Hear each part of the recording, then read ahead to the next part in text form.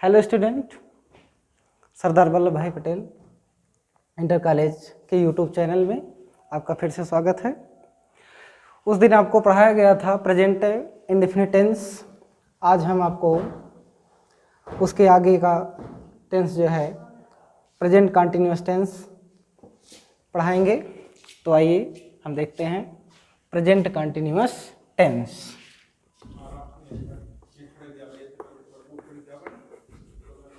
Present continuous tense, इसको कहा जाता है निरंतर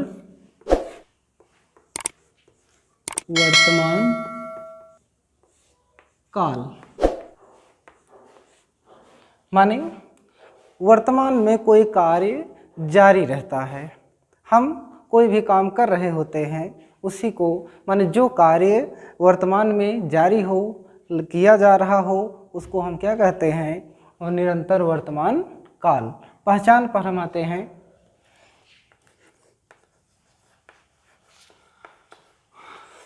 इसकी पहचान होती है जिन हिंदी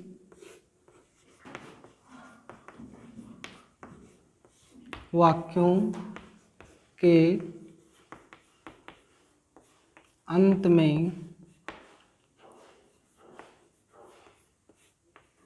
रहा हो, रहे हों,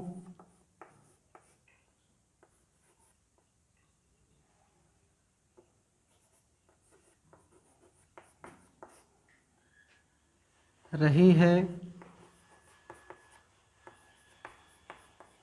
आदि शब्द आता है तो वहाँ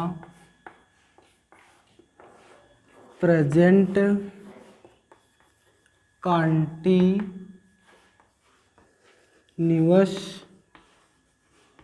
टेंस होता है।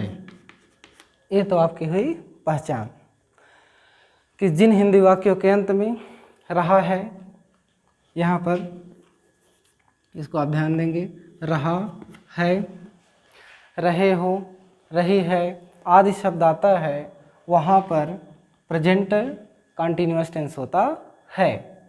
अब हम इसको देखते हैं सहायक क्रिया। इसकी सहायक क्रिया, सहायक क्रिया सीधा सीधा लिखने से बचना है आपको, सीधा जान लेंगे। यहाँ पर हम लिख दे रहे हैं ही, सी, इट तथा नेम। नेम लिख लीजिए या फिर इसको नाउन। ठीक, इन सब के साथ हमको सहायक क्रिया लगाना है क्या? इज। क्या लगाना है? इज। फिर आता है अगला यू, वी, दे। इन सब के साथ आपको लगाना क्या है? आर। क्या लगाना है? आर। और आई के साथ आपको लगाना है एम। ये तो आपको सहायक क्रिया है। अब मुख्य क्रिया, मुख्य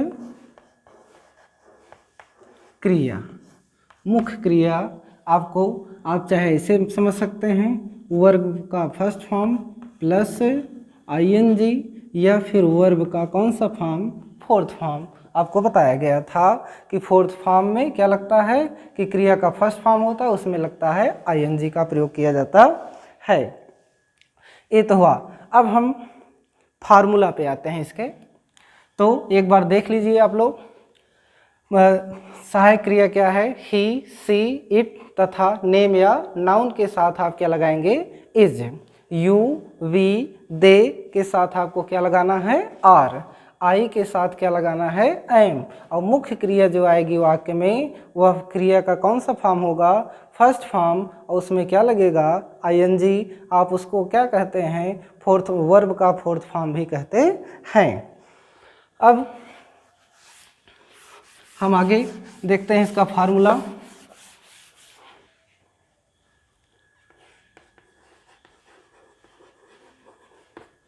सबसे पहले हिंदी में ही लिख रहे हैं, कर्ता, फिर इज, एम, आर प्लस क्रिया, क्रिया का कौन सा फॉर्म, फोर्थ फॉर्म।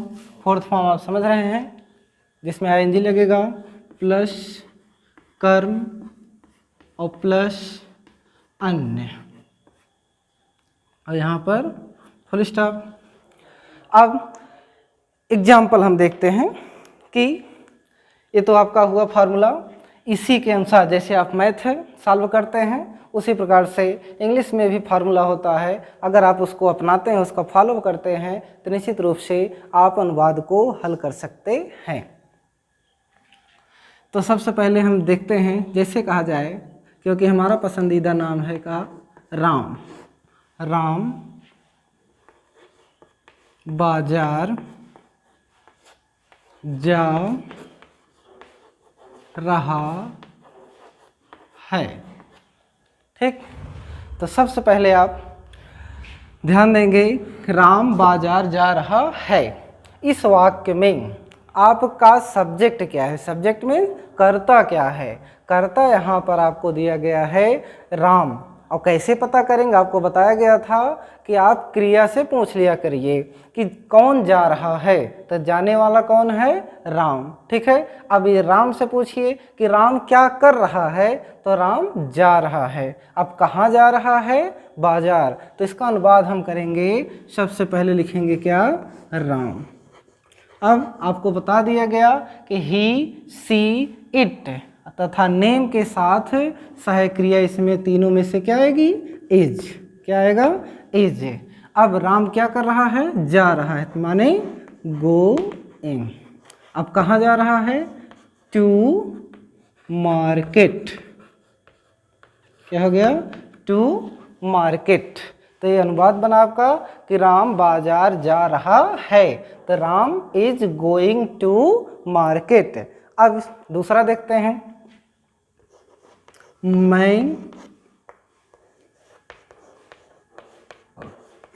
अंग्रेजी पढ़ा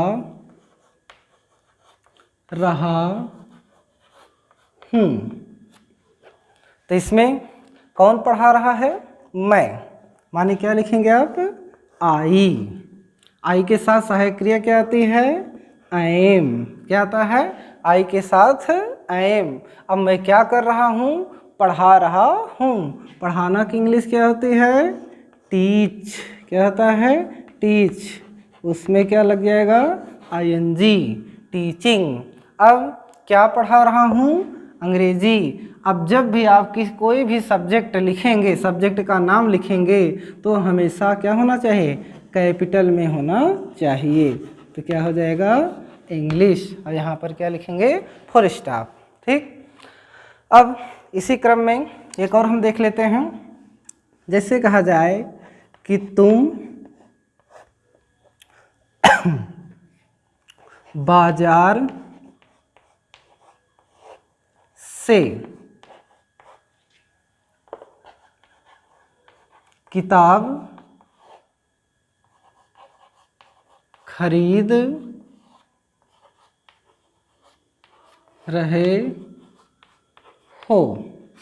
ये हुआ, तुम बाजार से किताब खरीद रहे हो।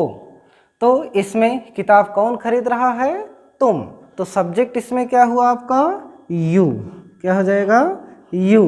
अभी आपको बताया गया कि यू, वी, दे के साथ हम सहायक क्रिया इन तीनों में से क्या लगाएंगे, आर। क्या लगाएंगे, आर। तो हम लिखेंगे क्या, आर। अब क्या कर रहे हो, खरीद रहे हो।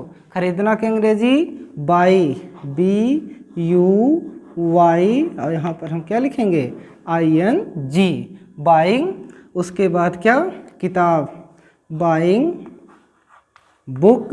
अब कहाँ से, बाजार से, माने तो हम उसको लिखते हैं जब से आता है तो from the market, full stop.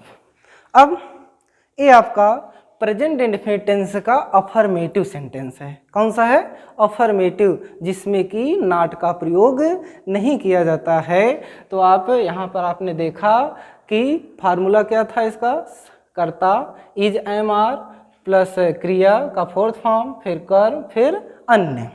तो अनुवाद आपको बताया गया कि राम बाजार जा रहा है, आपको पहचान मिल रही है, रहा है, रहा हूँ, ठीक है, रहे हो, तो ये सब पहचान आपको मिल रही है। तो कौन सा टेंस है, प्रेजेंट कॉन्टिन्यूअस टेंस है। अब हम इसके अगले सेंटेंस पे आते हैं। नेक्स्ट टाइप का जो होता है जिसको आप कहते हैं निगेटिव सेंटेंस ना। अभी इसमें एक एग्जाम्पल आप जिसमें ज़्यादा से ज़्यादा आपको कठिनाई होती है उसको हम बता दे रहे हैं, छोड़ दिए थे। जैसे अगर आपको कहा जाए कि आज वर्षा हो रही है, आज वर्षा हो रही है, तो इसमें सब्जेक्ट क्या है। कुछ बच्चे करते क्या हैं कि आज को सीधा लिख लेते हैं क्या, टुडे, क्या लिखते हैं, टुडे लिखेंगे। अब है इज एम आर के अनुसार यहाँ पर इज, उसके बाद क्या करें, सीधा सीधा रेनिंग कर देंगे। तो ये क्या है, ये गलत है। वर्षा हो रही है तो इसमें आपको सब्जेक्ट नहीं दिया गया है। जब सब्जेक्ट नहीं दिया गया है तो ऐसी अवस्था में कुल मिलाकर वर्षा होना वाला जो अनुवाद होता है उसका अनुवाद करते समय हम क्या करते हैं, इट का प्रयोग करते हैं। क्या लगाते हैं, इट। तो सबसे पहले हम लिखेंगे क्या, इट। अब इट के साथ आपको बता दिया गया था सहायक क्रिया क्या लगती है, इज। तो क्या हो जाएगा, इट इज। अब क्या हो रही है, वर्षा, वर्षा की क्या हुआ, रेन, और उसमें लग गया क्या, रेनिंग। और कब हो रही है, आज। ये तो समय बता रहा है ना, सब्जेक्ट नहीं हो सकता है। इसे यहाँ पर हम लिखेंगे क्या, टुडे, और यहाँ पर फुल स्टॉप। ये भी आपका अफर्मेटिव का था। अब हम देखते हैं निगेटिव सेंटेंस। लिखना होगा तो आप वीडियो को रोक लेंगे, पॉज कर देंगे, ठीक है। अब तो आपको वीडियो देखने को मिल रहा है तो उसमें आप जानते भी होंगे ज़्यादा से ज़्यादा। अब आते हैं हम अगले टॉपिक पर, निगेटिव सेंटेंसेज, निगेटिव सेंटेंसेज। इसकी हिंदी क्या हम कहते हैं, नकारात्मक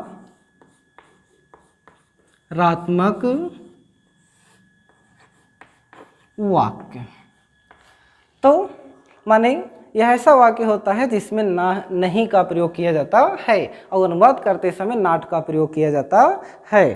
तो हम इसका सबसे पहले फार्मूला देखेंगे, एकदम आसान है। अगर आप अफर्मेटिव समझ चुके हैं तो निगेटिव समझने में आपको दिक्कत नहीं आएगी। फिर भी हम फार्मूला को बनाकर ही अनुवाद सिखाएंगे आपको।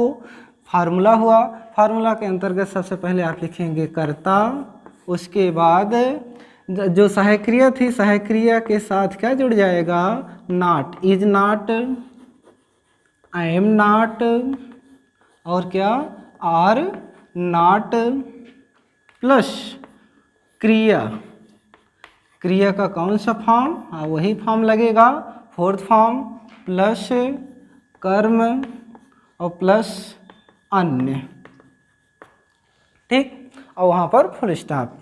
हिंदी में लिख रहे हैं तो ये वाला फुल स्टॉप, और अंग्रेजी में लिख रहे हैं तो ये वाला फुल स्टॉप चलेगा, ठीक।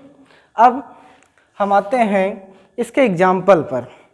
जैसे कहा जाए कि वह कमरे में शोर नहीं मचा रही है, वह कमरे में शोर नहीं मचा रही है।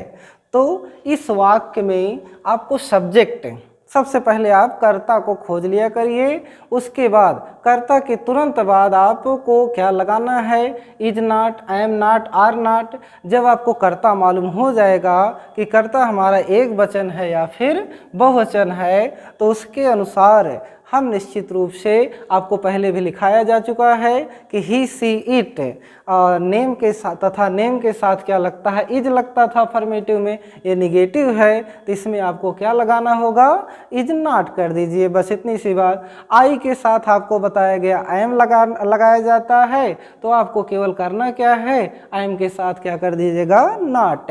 यू वी दे के साथ आपको बताया गया कि आर लगता है, तो यहाँ पर केवल आप बढ़ा दीजिएगा नॉट। फिर उसके बाद क्रिया, क्रिया आप तुरंत आप पहचान लिया करिए, कहाँ से, जो आपको पहचान दिया जाता है, पहचान में रहा है, रही है, रहे हैं सब लिखाया गया, तो उसके ठीक बगल में, उसके ठीक पहले, ठीक है, क्रिया सटी होती है, ठीक है। तब यहाँ पर आपको, अगर यहाँ पर आप पहचान के अनुसार चलते हैं, जैसे यहाँ पर कहा गया रही है, तो क्या रही है, तो आप तुरंत पाएंगे क्या, मचा। अब मचा कोई शब्द बहुत अच्छा नहीं लग रहा है, तो हमको देखना है और आगे बढ़ लेना है, तो क्या मचा रही है, माने शोर मचा रही है। तो सबसे पहले हम अनुवाद करते समय क्या लिखेंगे, सब्जेक्ट। सब्जेक्ट मीन्स कर्ता, कर्ता आपका क्या है, वह है, तो वह। अब ये भी आपको ध्यान देना है, यहाँ आइए, अगर यहाँ रहा है होता तो हम क्या लिखते, ही लिखते, यहाँ पर रही है तो इसलिए हम क्या लिखेंगे, सी। क्या लिखेंगे, सी। अब सी के साथ क्या लगेगा, इज नॉट, किसका प्रयोग किया जाएगा, इज नॉट, ठीक। अब अभी आपको बताए रही है, मचा रही है, क्या मचा रही है, शोर मचा रही है। नहीं की अंग्रेजी लिखी जा चुकी है क्योंकि नॉट आ गया है। अब बचा सीधा सीधा अगर इसको छोड़ दिया जाए, माने तो लिखा जा चुका है शोर मचा रही है, तो शोर मचाना का होता है मेक ए नॉइज। क्या होता है, तो इसमें हम करेंगे आईएनजी लगाते समय लास्ट में जो ई आता है उसको हटा देते हैं, तो हो जाएगा मेकिंग अ नॉइज। अब कहाँ मचा रही है, इन द क्लास, ओ कमरे में, तो हम यहाँ पर लिख देंगे इन द रूम। क्या लिखेंगे, इन द रूम, और यहाँ पर हो गया फुल स्टॉप। अब हम दूसरा देखते हैं, जैसे कहा जाए कि मैं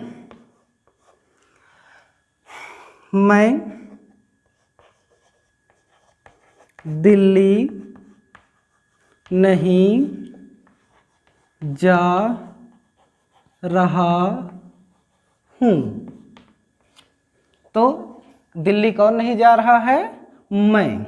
इसमें आपका सब्जेक्ट क्या है, मैं। तो सबसे पहले हम लिखेंगे क्या, आई। अब आई के साथ सहायक क्रिया आपको बताया गया, क्या लगता है, एम। तो इसमें निगेटिव है इसलिए हम इसके साथ बढ़ा लेंगे क्या, नॉट। तो क्या हो जाएगा, आई एम नॉट, हो गया।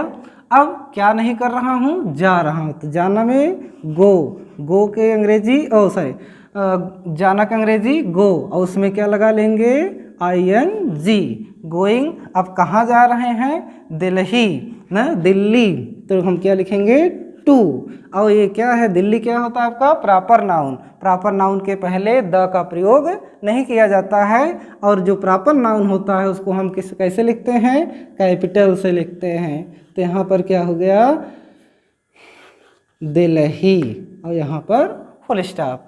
अब एक एग्जाम्पल और देख लेते हैं, जैसे कहें कि हम मैदान में क्रिकेट नहीं खेल रहे हैं। तो सभी सब्जेक्ट को लेकर आपको एग्जाम्पल बता रहे हैं, जैसे उसमें आपको ही मिला, आई मिला, आई इसमें भी आपको बता दे रहे हैं। आपको सी भी मिल गया। अब यहाँ पर हम वी से चलते हैं, ठीक है। तो हम मैदान में क्रिकेट नहीं खेल रहे हैं, तो मैदान में क्रिकेट कौन नहीं खेल रहा है? हम नहीं खेल रहे हैं। तो यहाँ पर हमको सब्जेक्ट क्या मिल रहा है? वी। क्या मिल रहा है? वी। तो वी के साथ आप सहायक क्रिया क्या लगाएंगे? आपको बताया गया कि यू वी दे के साथ आप आर का प्रयोग करेंगे। तो आर ये निगेटिव है, इसलिए यहाँ पर हमको क्या लगाना पड़ेगा? नॉट भी लगाना पड़ेगा। तो हो जाएगा वी आर नॉट। क्या हुआ? We are not. अब क्या कर रहे हैं? खेल रहे हैं। तो खेलना की इंग्लिश प्ले। प्ले में क्या लग जाएगा? ING, playing. अब क्या नहीं खेल रहे हैं? क्रिकेट, CRICKET, ठीक है, क्रिकेट। अब कहाँ नहीं खेल रहे हैं? मैदान में। तो हम लिख लेंगे क्या? In the field, FIELD, field हुआ। तो बच्चों आपको पढ़ाया गया प्रेजेंट कंटिन्यूअस टेंस का अफर्मेटिव और नेगेटिव सेंटेंस है, जिसके अंतर्गत आपको कुछ अनुवाद के, कुछ हिंदी अनुवाद को हम इंग्लिश में ट्रांसलेट किए, उसके आपको बताने का प्रयास किए। आप ध्यान देंगे थोड़ा इसको। जो सबसे मेन चीज़ क्या है इसमें, आपको पहचान याद होना चाहिए और सहायक क्रिया, कौन सी सहायक क्रिया किस सब्जेक्ट के साथ लगता है, इसको आप ध्यान देंगे। आप पढ़ते रहिए, घर पर आराम से रहिए। धन्यवाद।